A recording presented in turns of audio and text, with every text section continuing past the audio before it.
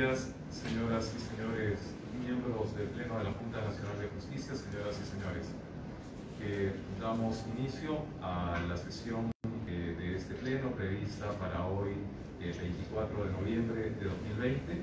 Ruego a la señora directora de Procedimientos Disciplinarios se sirva a dar cuenta de la audiencia que está convocada para esta mañana.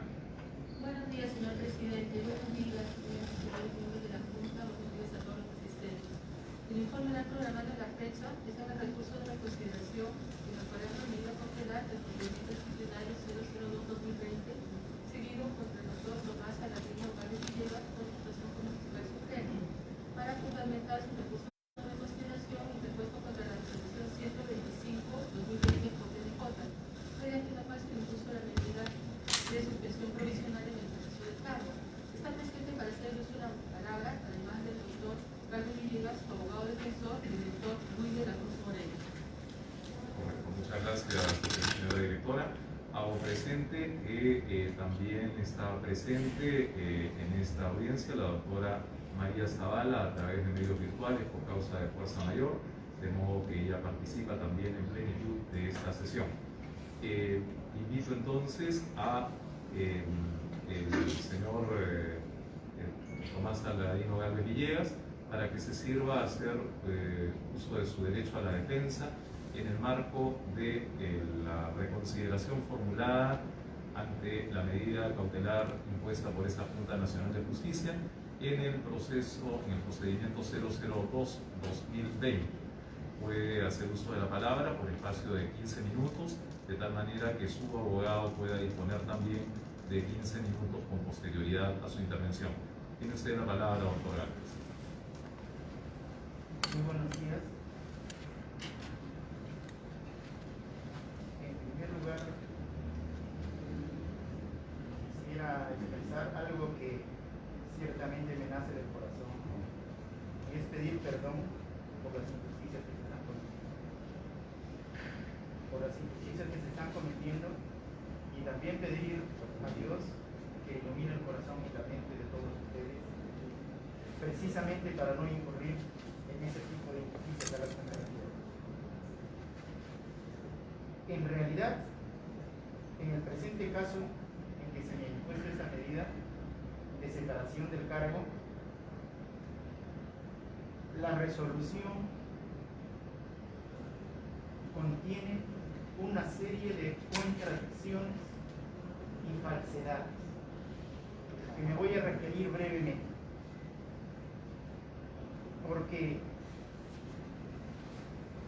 ciertamente para interponer una medida de este tipo, la ley exige 4 presupuestos, a los que voy a referirme a 2: la existencia de una falta muy grave y la existencia de fundados elementos de convicción. ¿Qué cosa dice la resolución para imponerme la medida? Quiero que se tenga en cuenta esto, por favor. Dice que los audios reproducidos revelan los diálogos impropios que deshonran las funciones fiscales en torno a la conducta del investigado, sobre cómo aborda los temas, favores, formas de la comunicación, tratamiento, modo de resolución de las controversias jurídicas y el uso del lenguaje que, vistos en conjunto, serían elementos suficientes y graves que desmerecerían el estatus y el rango de un magistrado supremo, que además harían presumir la existencia de una subcultura perniciosa e inequitativa en el ejercicio del cargo, en la función jurisdiccional y fiscal, que afectan la institucionalidad, el imperio de la ley, la gobernanza y el ordenamiento jurisdiccional. Obviamente, si se da por cierto eso, pues nada tendría que ser acá.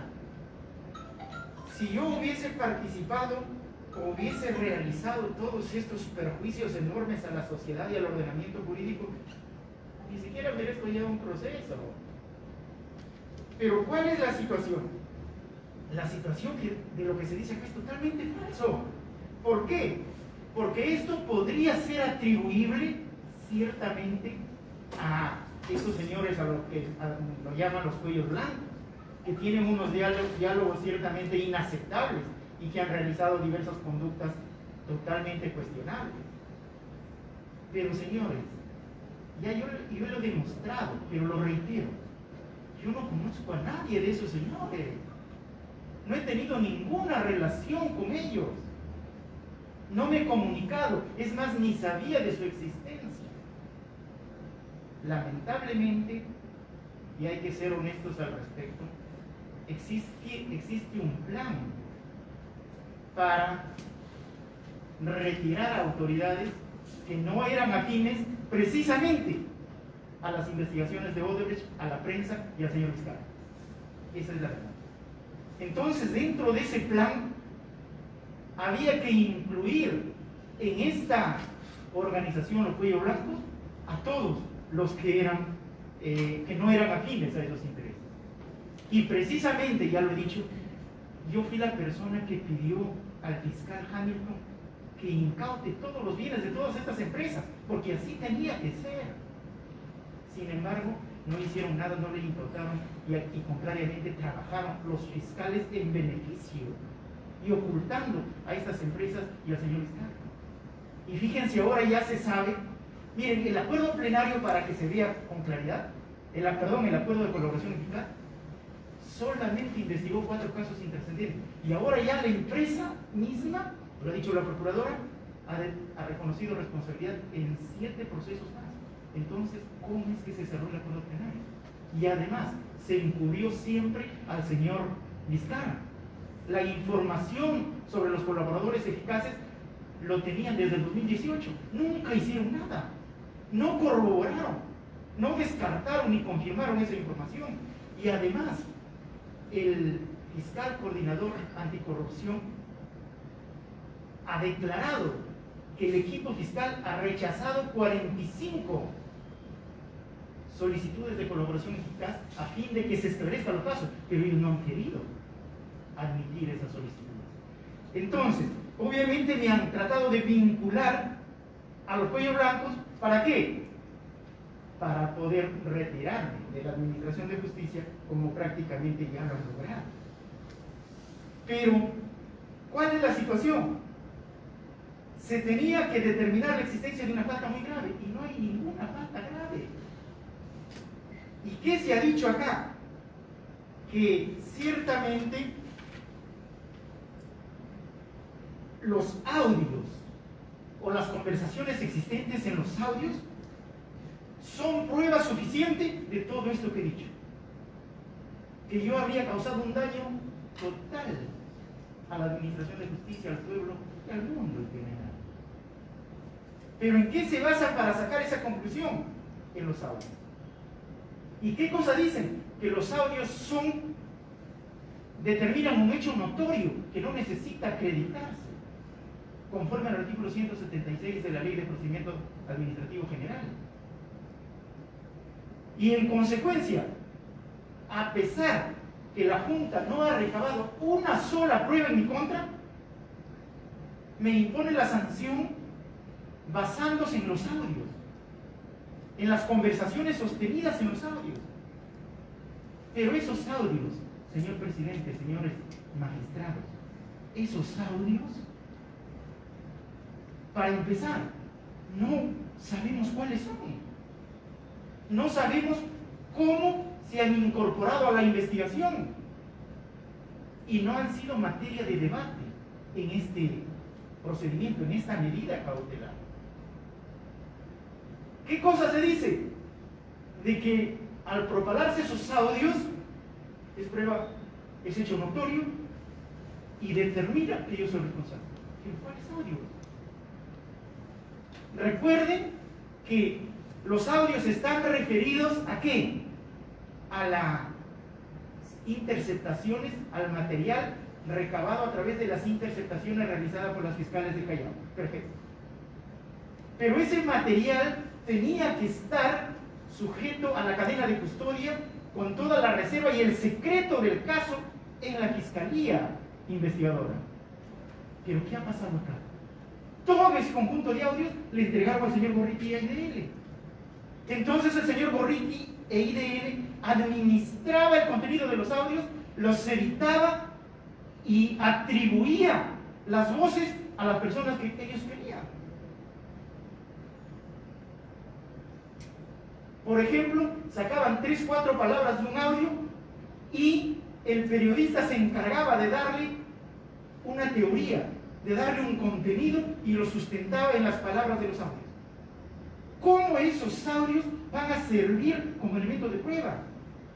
Y encima decir que esos audios determinan que un hecho es notorio y que no necesita ser probado. Si esos audios han sido absolutamente manipulados de acuerdo a los intereses que ellos querían. Y eso está demostrado en mi descargo general que está en el principal, pero que supongo también tiene que estar en esta medida. Con elementos probatorios contundentes determino la manipulación de esos audios.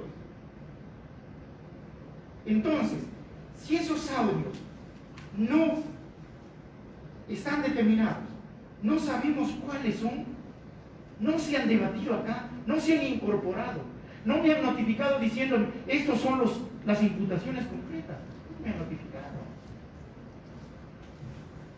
Pero para eso hay que tener claro una cosa, que los hechos que se imputan y por los cuales se me atribuye responsabilidad, ¿cuáles son? Hay que diferenciar porque ha habido una confusión total.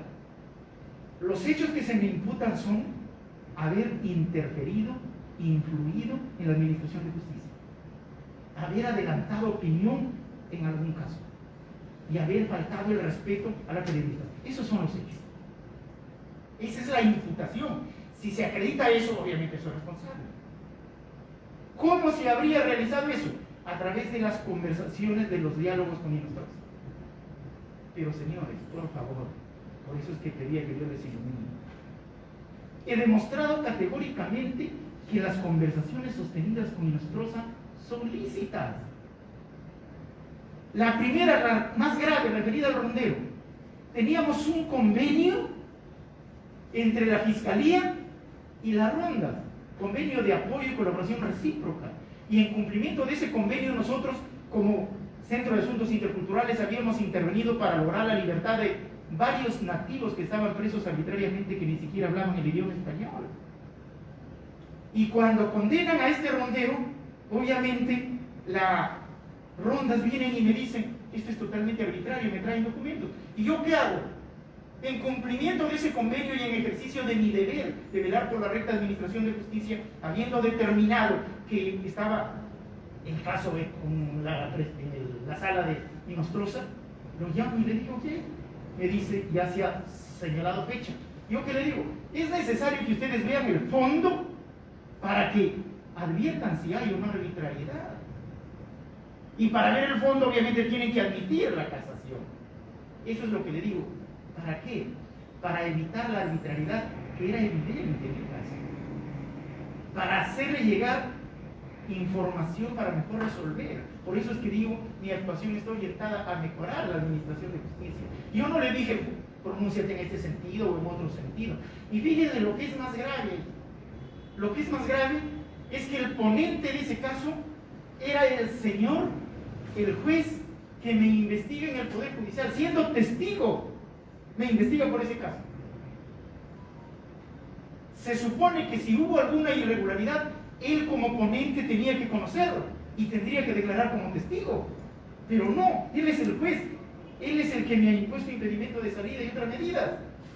¿Y saben qué es lo que se dice acá en la Junta? Que se acredita los casos de mi participación delictiva o irregular, además con el hecho de que me estén investigando y que en el Poder Judicial y que me hayan impuesto la medida. Con eso también se acredita. ¿Y qué dice el Poder Judicial para imponerme la medida? Como quiera que lo están investigando y le han suspendido en la Junta, por eso damos por acreditados los hechos. O sea, fíjense en qué estamos. O sea, ya es por un razonamiento elemental, por el propio prestigio académico de ustedes. Por eso es que les he hecho llegar a cada uno de ustedes un resumen de lo que estoy hablando. Porque eso es increíble, cómo ustedes, ilustres juristas, pueden suscribir una resolución de ese tipo. Entonces, miren lo que dice el Poder Judicial. Lo sancionamos porque la Junta lo ha suspendido. ¿Y en la Junta qué dicen? Lo sancionamos porque lo están investigando el Poder Judicial. Pero yo estoy demostrando que los hechos han sido lícitos. Fíjense, por ejemplo, en el caso de este señor de Corefo, que el señor Pablo Sánchez me amplió y me incluyó por organización criminal. Les pido por favor que me entiendan en esto. ¿Cuál es el hecho? Trabajábamos juntos con Nostroza en la academia y uno de esos días me dice, Tomás, hay un amigo que me está preguntando por un caso, creo que está en tu fiscalía. No, que vaya a verlo, que me vaya a la fiscalía. Más tarde me dice, el amigo se llama tal, Arrieta. Y al siguiente día viene el señor Arrieta, saca su cita como cualquiera y entra a hablar conmigo. Y me dice, doctor, estoy averiguando por este caso. Me muestra un número impar. Inmediatamente yo le digo, mira, los números impares lo ve la Fiscalía Permanente con el doctor Fernández Alarcón, anda a hablar con él. Nosotros vemos solo los pares. Punto. No hablé más de 30 segundos, un minuto con él.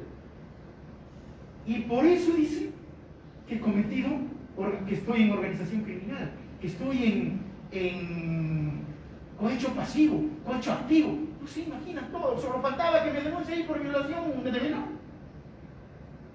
Entonces, mire, eso ha quedado demostrado. Entonces no se puede sostener que los diálogos que tienen un contenido totalmente ilícito sirvan para determinar que he cometido la irregularidad. Pero no solo eso, sino que además, fíjense,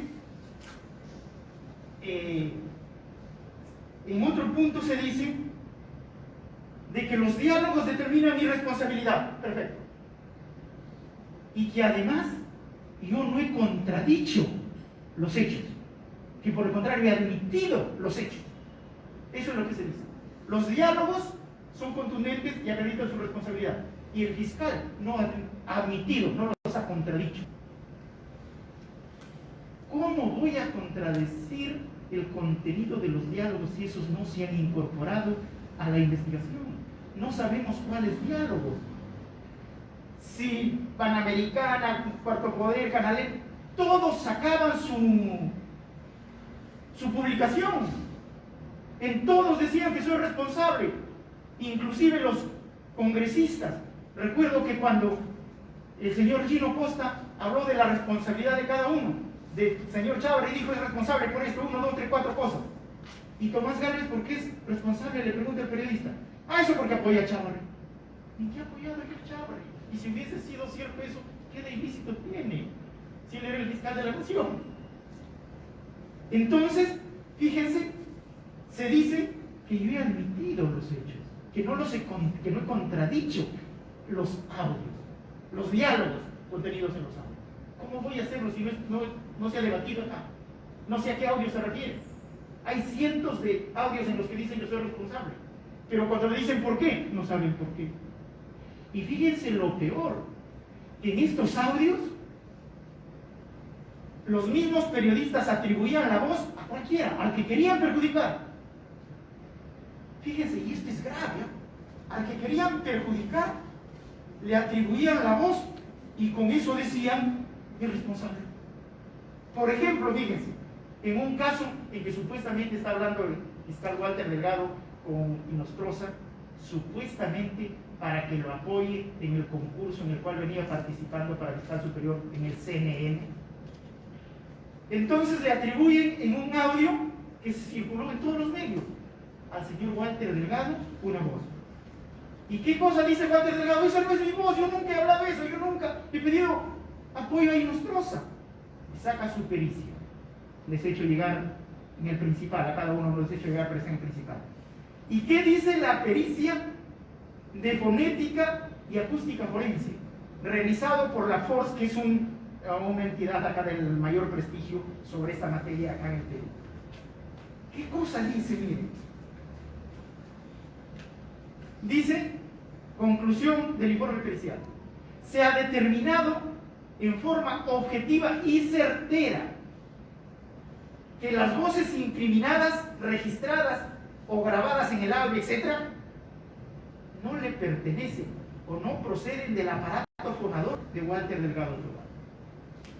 Entonces, mire, estos señores de acuerdo al interés, a quien querían perjudicar, sacaban un extracto totalmente descontextualizado y decían tal persona ha hecho tal cosa, aun cuando el contenido de la conversación no tenga nada que ver con lo que decían. Y además, decían es tal fulano cuando no lo era. Acá está demostrado. Entonces, esos audios, que no sé cuáles son, que no se ha debatido acá, que son totalmente manipulados de acuerdo al interés que ellos tenían. Repito esto, los audios los administraba el señor Ritting. ¿Cómo? Un material obtenido a través de la interceptación telefónica en una investigación lícita, se supone. ¿Cómo el material le entregan a un particular para que lo administre de acuerdo a sus intereses? Señores, esto realmente es grave. Ahora, porque bueno, la mayoría de las instituciones están tomadas, nadie dice nada. Pero esto va a pasar. Así pasó en una época ya pasada.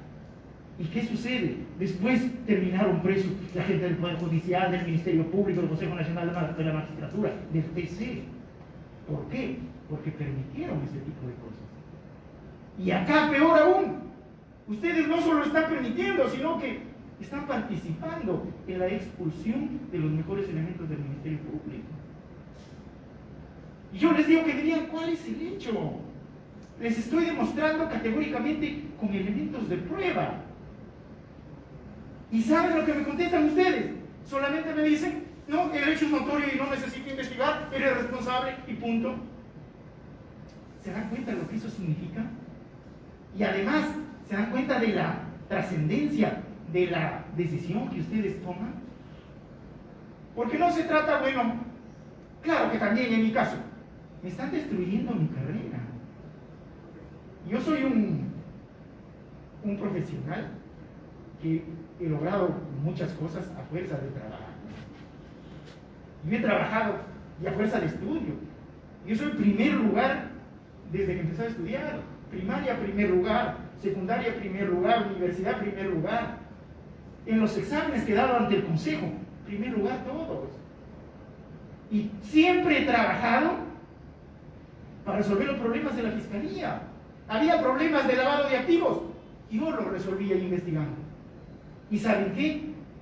En esta de los cuellos blancos se cuestiona que uno de los objetivos de esos cuellos blancos era generar una corriente de opinión que favorezca a los investigados. Y esa era una corriente doctrinaria que ya existía en la Corte Suprema y que también lo estaba manejando Inostroza. Y entonces él sacó, o mejor dicho, consolidó esa corriente doctrinaria y consideró que para condenar por lavado de activos, primero tienes que acreditar el delito previo. Eso era prácticamente imposible. Entonces, ¿qué cosa dice? Esta organización criminal quería favorecer a sus clientes investigados por lavado de activos. Muy bien, ante esa resolución yo fui el que me opuse, yo me enfrenté a Inostroza y en el pleno casatorio yo demostré que esa teoría no era válida y se impuso ese criterio. Y en los 16 y los 15 vocales del Poder Judicial plasmaron mi posición, que yo había investigado y que les demostré. Pero como todavía había algunas falencias y había problemas con la aplicación de ese acuerdo, de ese pleno casatorio, yo saqué un libro tomando el criterio de cada uno de los abogados y de Inostroza y todos los que decían que hay que acreditar previamente el delito precedente. Y organizé un debate. Y fue un debate que lo vieron más de 5,000 personas. Y que eso zanjó el problema de la aplicación del tipo penal de lavado de activos. Y ahora, mi criterio, el producto de mi investigación, es el que rige, es la teoría oficial. ¿Y saben qué hicieron estos señores en los audios? Porque yo les llamo para cuando íbamos a hacer el debate con sus puntos de vista y la presentación del libro que yo había sacado, de la escuela del Ministerio Público, que se realizó el evento con autorización del fiscal de la Nación de ese entonces, Pablo Sánchez, me llaman y me dicen, doctor, no contesta Inostroza. Y Nostroza era la persona que sostenía la posición contraria a la que yo sostenía. Entonces el debate iba a ser con él.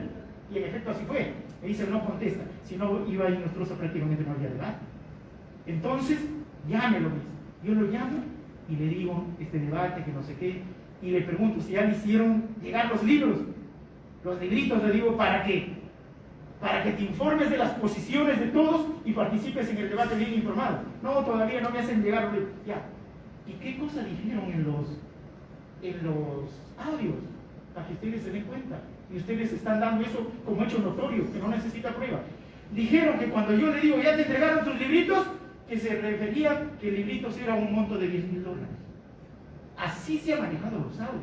Entonces ustedes no pueden tomar los audios como elemento determinante para tomar la decisión. Ahora, es cierto que en la Fiscalía del Callao se han transcrito los audios, es cierto, pero sin participación de los involucrados. Y no sé qué cosa dirán esas transcripciones, porque hay que recordar, reconociendo el mérito de su trabajo, obviamente, pero también poniendo los puntos sobre las sillas, hay que determinar cómo así las fiscales le entregaron o permitieron que IDL y Gorriti manejen el material obtenido a través de las interceptaciones telefónicas. Entonces, si ellas no participaron en la entrega, ¿por qué una vez que se supo no lo rescataron? Si eso es ilícito, es delictivo. Y sin embargo, lo dan como la prueba necesaria para condenar a las personas. Que IDL dice, este responsable, este no. Y fíjese, lo dice con tanta firmeza, que por ejemplo, y lo digo no porque sea responsable, sino haciendo la comparación, el señor San Martín, que habla sobre un caso y que pide que presione a Ríos, que presione para que salga el caso, él no está investigado, o por lo menos él no está con la medida cautelar de separación. El señor Pablo Sánchez, en que su hijo dice, sí, él fue el determinante para que yo entre a trabajar, él no está investigado. Hechos concretos, que inclusive yo he puesto conocimiento a ustedes, y he hecho la denuncia, pero ustedes no se preocupan por eso.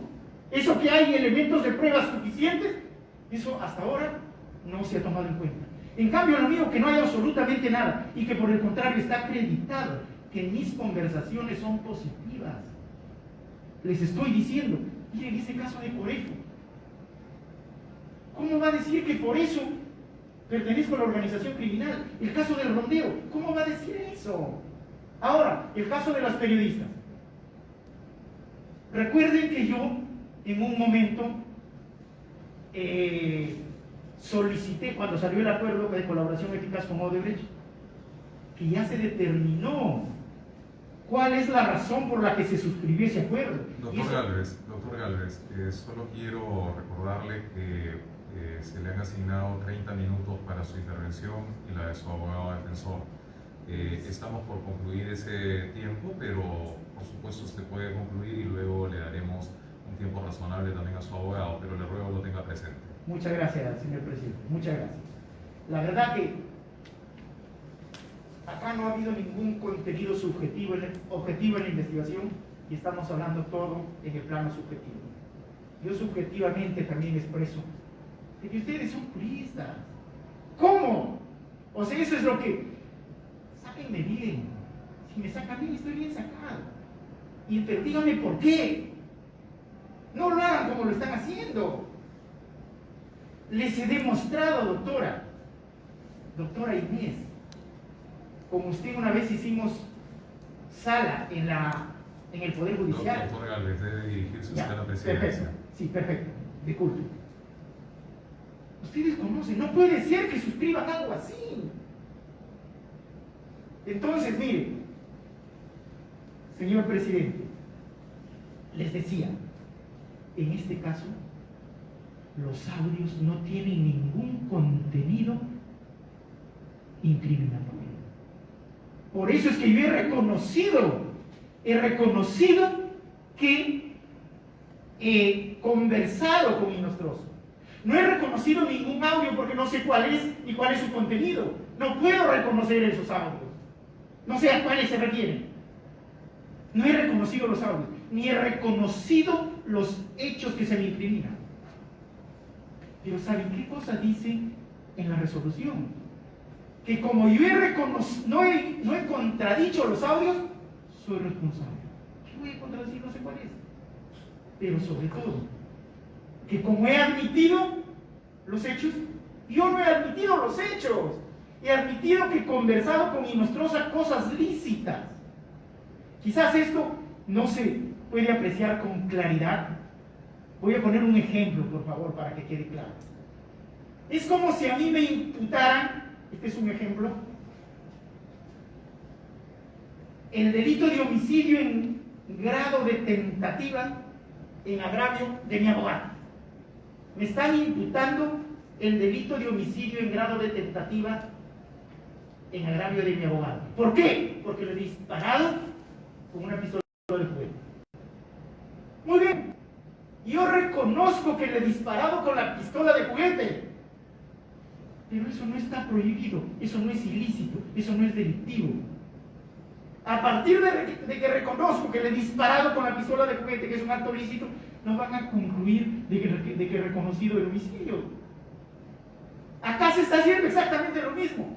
A partir de que reconozco unos diálogos con Inostroza, con quien trabajábamos juntos, diálogos totalmente positivos o en todo caso neutrales, no se puede concluir de que he reconocido que he influido o interferido en las investigaciones o en la administración de justicia. Entonces, y con esto concluyo, en el caso al cual me estaba refiriendo de la entrevista en Radio Nacional.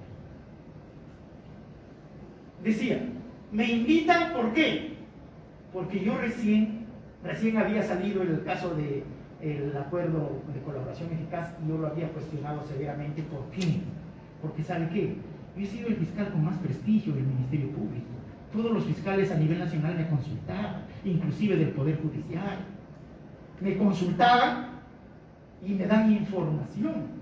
Entonces, cuando me dan la información y me mandan la sentencia, yo veo que era una sentencia totalmente prevaricadora. Entonces, ¿qué hago yo? Solicito a la Junta, al fiscal de la Nación, que los cite a los fiscales para que expliquen las razones de ese acuerdo. Como ya lo habíamos citado, no es que yo estaba interfiriendo con eso, ya lo habíamos citado por lo menos 4 veces al equipo especial. Y yo le había dado instrucciones a Vela, a José Domingo, a todos, a Hamilton. Y ellos estaban agradecidos de las instrucciones que les había dado. Incluso el doctor Vela comunicaba a los demás, a los abogados, de que mi orientación ha sido totalmente pertinente. Entonces, en esas circunstancias yo le digo que vengan a explicar.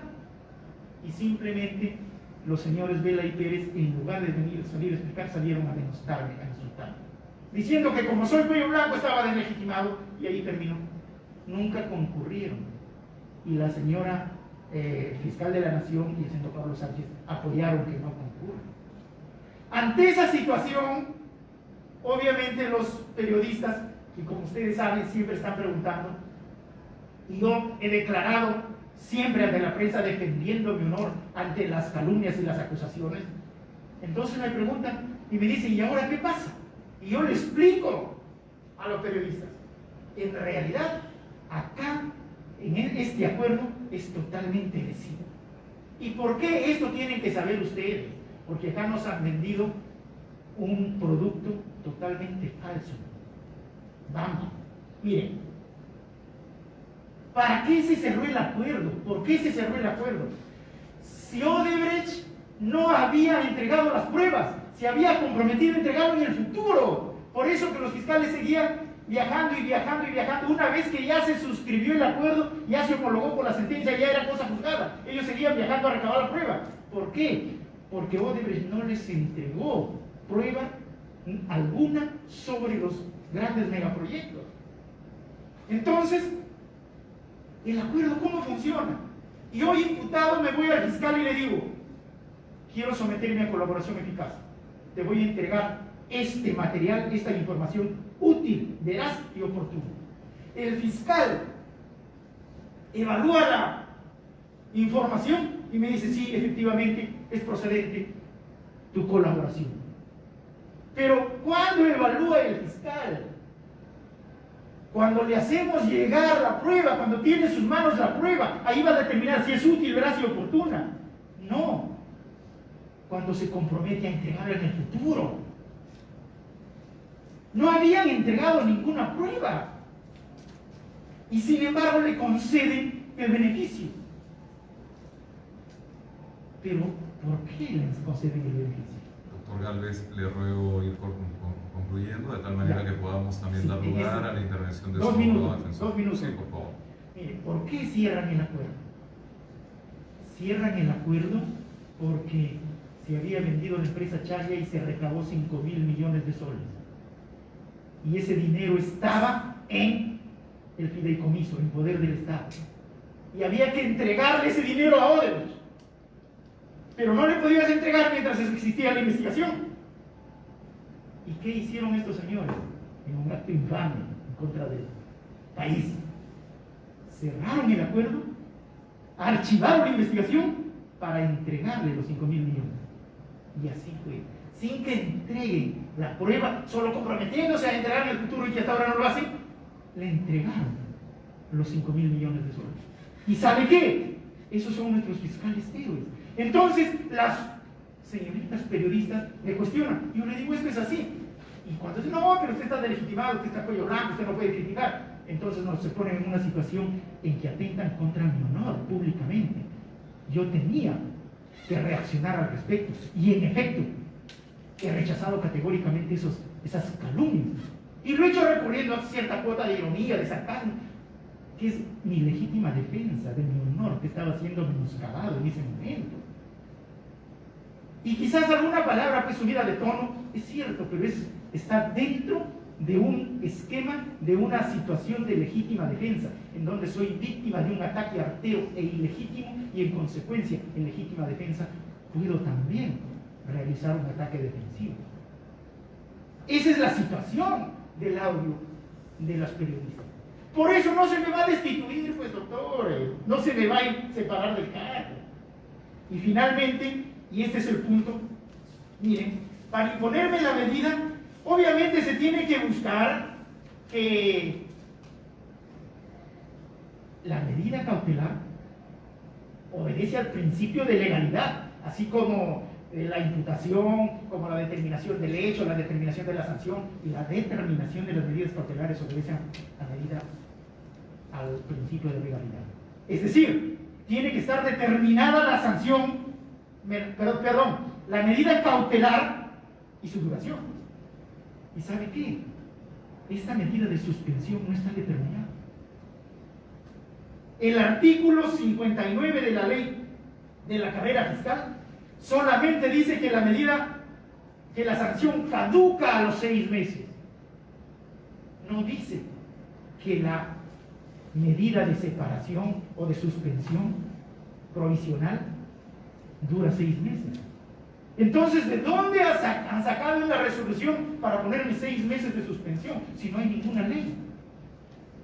Y sabe que el Tribunal Constitucional ya lo ha dicho, no se puede imponer la sanción por sentido común, sino cuando la ley expresamente lo determine y sin recurrir a cláusulas generales o indeterminadas. Entonces, señor presidente, me están imponiendo una sanción que no cumple que no está prevista en la ley, porque para que esté prevista tiene que estar determinada su duración, y no lo está. Me están poniendo la sanción sin ninguna prueba existente, y peor aún, me dicen que me están poniendo porque yo he reconocido los hechos. ¿Cuáles son los hechos? Influir, tener injerencia, adelantar opinión, faltar el respeto, etc. ¿Yo he admitido eso? Lo estoy cuestionando desde un primer momento. ¿Y sabe cuál es lo grave?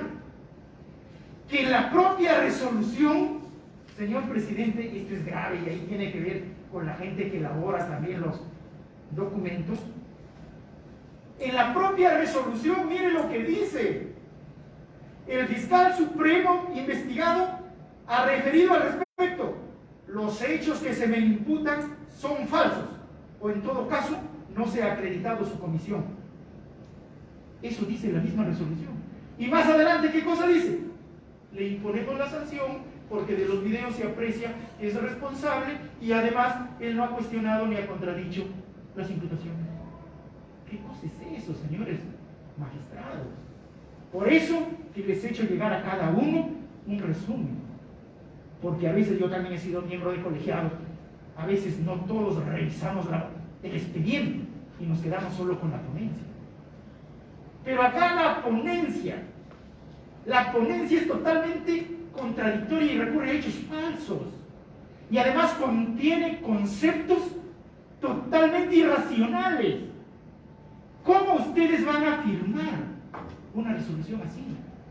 Entiendo, y con esto concluyo, que ahora nadie va a decir nada.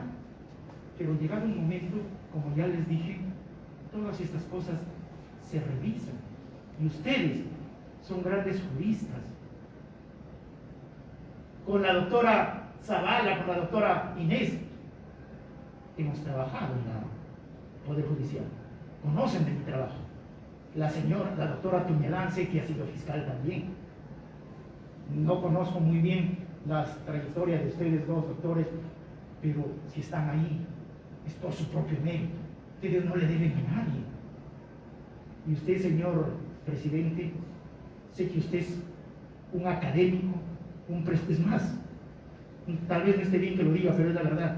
Usted ha sido mi profesor y usted también más o menos conoce, por lo menos, de mi conducta de alumno. Y usted no puede recurrir o aprobar este tipo de cosas totalmente irregulares, totalmente dañinas y sobre todo que me reducen a la nada. Después de haber hecho todos los méritos para llegar al cargo que está. Yo les agradezco y como siempre, que Dios ilumine y toque su corazón en su vida. Muchas gracias. Bien, gracias, doctor Gálvez. Vamos a ceder también la palabra ya por breve término, porque el tiempo ha sido consumido en exceso, al señor abogado defensor. Tiene usted la palabra, señor abogado.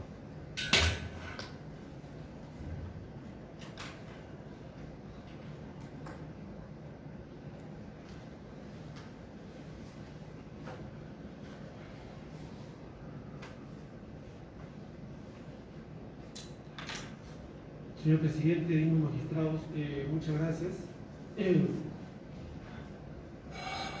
Con su venia, señor presidente. Bueno, nosotros estamos presentando este recurso impugnatorio basado fundamentalmente en que la vulneración de normatividad y principios fundamentales del debido proceso. Con lo cual, nosotros estamos indicando que esta resolución no ha sido ni motivada, ni razonada ni congruente. Empecemos por el principio. Estamos en un procedimiento disciplinario inmediato, cuya naturaleza implica, de acuerdo al artículo 72, que tiene que existir como requisito sine qua non prueba evidente. El artículo 72.a señala que conducta notoriamente irregular con prueba evidente. De acuerdo al informe hecho por el miembro instructor de esta Junta, el informe 01 del 2020, el fundamento 8 indica que este expediente que ustedes tienen a la vista, que este expediente, este proceso, el contenido es en base a recortes periodísticos y un video sobre presuntas noticias disciplinarias, el video de la entrevista que brindó mi patrocinado en Radio Nacional. O sea, estamos por un lado recortes periodísticos y por otro lado un video. Eso es el contenido y esa es la prueba evidente que ha dado mérito a este procedimiento disciplinario inmediato. Recortes periodísticos y el video. No existe audios, no existe otra cosa, solamente recortes periodísticos. ¿Y qué cosas son los recortes periodísticos? Recortes periodísticos de la supuesta transcripción que ha hecho el IDL de unos audios que debe estar en poder del Ministerio Público, conforme ya dijo mi patrocinado, en cadena de custodia.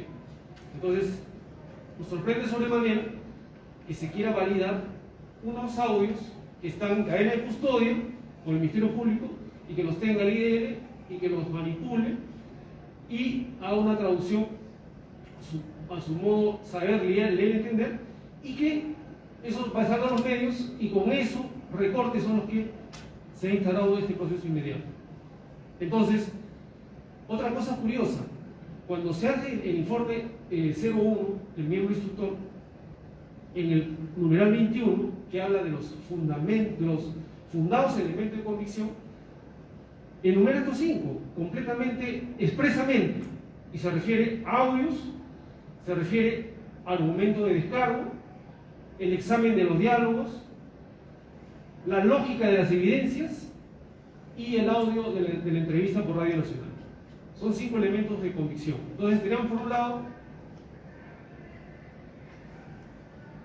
los elementos de convicción que sirvieron para instaurar este proceso inmediato, los elementos de convicción que según el entender del instructor son 5, y la pregunta es ¿a qué se refiere cuando sacan la medida cautelar, cuando declaran fundada? Entonces, si nosotros vemos la resolución 125, o sea, no están ni los recortes periodísticos ni el video de la entrevista.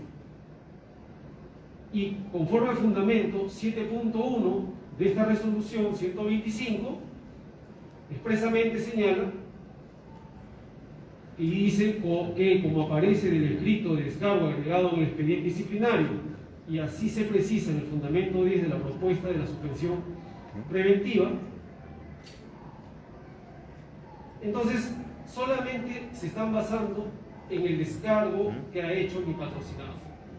O sea, ya no toman en cuenta los recortes y solamente se basan en el descargo que ha hecho mi patrocinado.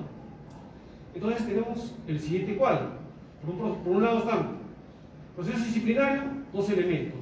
El informe 1-2020, 5 elementos. Y para la resolución 125, como elemento de convicción, el supuesto reconocimiento de estos hechos por mi patrocinado.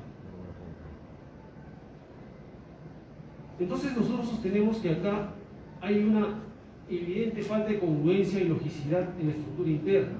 ¿Por qué? Porque precisamente estos, supuestamente, conforme ya se explicó, los diálogos y los audios no se han puesto a la vista, o sea, ni siquiera ustedes lo han escuchado. O sea, ustedes lo único que tienen a la vista son recortes periodísticos que contienen supuestas transcripciones de unos audios que deben estar en custodia del Ministerio Público. Pero entonces, ¿a qué tenemos que llegar? Conforme se establece en la página 5 de la resolución, segundo párrafo, ustedes mismos en la misma resolución han llegado a hacer un resumen de cuál es el fundamento del descargo de mi patrocinado. ¿Y qué dicen expresamente? Dicen, el fiscal supremo investigado ha referido los hechos que se me imputan son falsos, o en todo caso no se ha acreditado su comisión, por tanto no se puede sostener que hay peligro de hechos que no sabemos cuáles son. Este es un argumento que lo han introducido ustedes.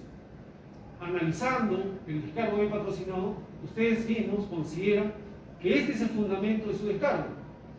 La pregunta es, si ustedes consideran o han considerado y lo han puesto por escrito como motivación, que este es el fundamento, el resumen de su descargo, que por un lado niega los hechos y por otro lado inclusive va más allá con una categoría indicando que estos son falsos, o sea, como vamos a ver posteriormente, cómo van a decir o cómo han sostenido válidamente bajo ese mismo descargo que mi patrocinado sí hay indicios de que haya cometido los hechos que se le están imputando en este procedimiento. Por eso que nosotros estamos indicando que existe una grave contradicción en el fuero interno. Entonces, para nosotros, esto se manifiesta con que la Junta Nacional de Justicia versus la propia Junta Nacional de Justicia. Tenemos lo que ustedes han indicado, por eso decía yo, hechos que se imputan son falsos o que no se ha acreditado su comisión, según ustedes mismos, y eso está en el informe de descargo, está en la resolución, y también la pregunta es, ¿cuáles son los elementos de convicción que ustedes han tenido en cuenta para aplicarle esta sanción? Y los hechos que han tomado en cuenta, según dice el numeral 7.1, elemento de convicción, estamos hablando que no se ha contradicho los hechos. Inclusive hace una cita textual que mi patrocinado lo volvería a hacer.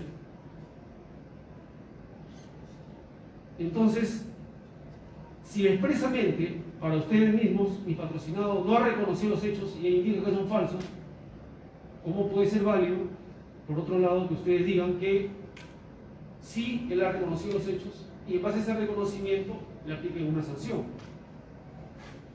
Entonces, para nosotros no existe prueba evidente, no hay ni en el expediente ni en el razonamiento que llega a la conclusión de esta resolución, que es materia de esta audiencia.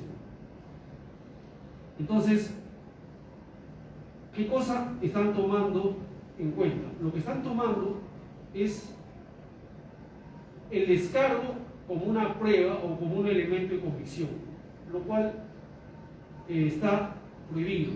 Está prohibido por la jurisprudencia, por la doctrina, inclusive por el Tribunal Constitucional, conforme voy a explicar.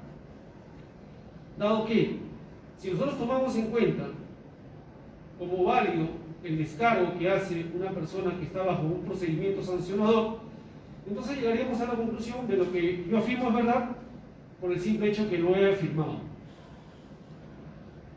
Esa premisa no es válida. Y menos aún cuando con esa premisa lo sancionan a mi patrocinador. Entonces, por ejemplo, la tercera sala penal de apelaciones, expediente 2324-2015, la resolución de fecha 5 de diciembre de 2013, fundamento 4.2, señala expresamente que la propuesta fiscal en el sentido de la declaración de la imputada consistiría en un medio de prueba que no solo es contradictoria por su propio argumento inicial, sino que también generaría un efecto perverso, el cual sería el perjudicar la propia situación del imputado, convirtiéndose en un resabio inquisitivo que consideraba al imputado como objeto y a su declaración como fuente de prueba personal. Entonces, tenemos una resolución de la Corte Suprema, recurso de nulidad 2467-2017, donde expresamente esta resolución señala que la declaración del imputado no puede ser empleada para fundamentar una condena. Tenemos también una tesis presentada a nivel doctoral en la Universidad Nacional de San Agustín, titulada La declaración del imputado como medio de prueba o medio de defensa. Esta tesis es muy ilustrativa porque hace un recuento doctrinario, histórico, de por qué no se debe tomar en cuenta lo que declara un procesado. ¿Y por qué? Porque por encima de su declaración está la presunción de inocencia. Y señala, el imputado no está obligado a probar que es inocente, sino que es el sujeto acusador a quien le incumbe la carga de la prueba de los elementos constitutivos del delito y la culpabilidad. Señala además, la defensa se ejerce a través de la declaración del imputado, pues es el mecanismo que tiene para contestar el cargo y refutar la acusación en su contra. No es un medio de prueba de cargo, ni una forma de trasladarle la carga probatoria y validar su autoincriminación. Entonces, doctrinariamente, históricamente, jurisprudencialmente, se determina que la declaración, el reconocimiento de una persona que está bajo un procedimiento sancionador no puede generar un efecto negativo en el procedimiento si no hay otros medios de prueba. Y como hemos visto, los otros medios de prueba que se han admitido en este proceso, que son los recortes periodísticos, ustedes no los han tomado en cuenta. Ustedes solamente han dicho el efecto notorio. Pero vuelvo a repetir, el efecto notorio y diálogos de audios que no hemos visto, no hemos escuchado y ustedes tampoco lo hemos escuchado. Entonces, nosotros consideramos que este procedimiento se está vulnerando una serie de principios, como el principio de impulso de oficio, en la cual, para instaurar este procedimiento, conforme ya lo hemos sostenido reiteradamente, no se debe instaurar solamente con los recortes periodísticos.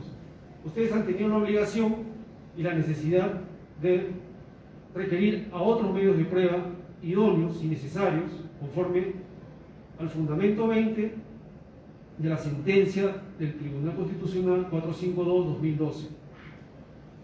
Estamos diciendo que también se ha vulnerado el principio de verdad material. Está recogido en el fundamento 21, expediente 452-2012, en la cual señala que la autoridad administrativa tiene la obligación de verificar plenamente los hechos en base a medios probatorios idóneos. También indicamos que se ha vulnerado el principio de conducta procedimental, toda vez que debió implementarse un procedimiento idóneo al presente caso y no solamente basarse en recortes periodísticos, como también lo dijimos en su momento. Los recortes periodísticos no son tomados en cuenta como prueba, conforme lo ha sostenido el Tribunal Constitucional, la Corte Interamericana. Eso fue lo que fundamentamos en un principio, y que por este principio de conducta procedimental ustedes debieron implementar otro tipo de elementos probatorios que no están en el presente caso, y no solamente porque la conclusión de eso, ¿cuál es? Que solamente se le está sancionando a mi patrocinado, o se le pretende sancionar en este procedimiento por lo que él supuestamente no ha negado los hechos. Y como no ha negado los hechos, entonces ha reconocido, le están dando un efecto de reconocimiento que la ley no le ha dado. Inclusive, el principio de legalidad, toda vez que las normas, la normatividad supuestamente que habría vulnerado o violado a mi patrocinado, son cláusulas o normatividad abierta. O sea, se entiende que el ideal de un magistrado tiene que ser un magistrado ejemplar. Lo contrario sería, bueno, este magistrado ejemplar, ¿qué cosa cometería para hacer una falta grave?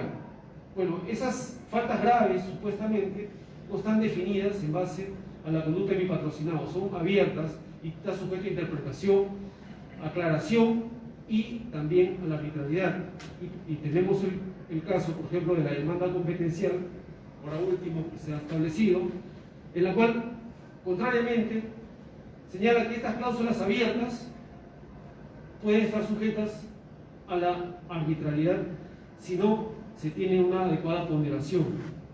Es más, la resolución dictada ahora último, el voto minoría del Tribunal Constitucional, ha establecido la prohibición del tema de los recortes periodísticos, inclusive el tema de los delitos, incluyendo que sanciona y debe indicar que tiene que tener una resolución expresa, categórica, que defina la comisión de delitos, y no solamente por lo que dicen los medios de comunicación social. Por estas consideraciones, nosotros consideramos que debe dejarse sin efecto la resolución de suspensión dictada en contra de mi patrocinado. Muchas gracias, señor presidente. Muchas gracias, señor abogado. Vamos a dar oportunidad a las señoras y señores miembros del Pleno de la Junta, si es que quisieran formular algún interrogante. Bien, no habiendo entonces ningún interrogante, hemos recibido también efectivamente un escrito que ha sido también presentado anoche. Hemos prestado atención a los informes orales del fiscal investigado y de su abogado. En consecuencia, este pedido de reconsideración queda al voto. Permiso, levantamos nuestra sesión.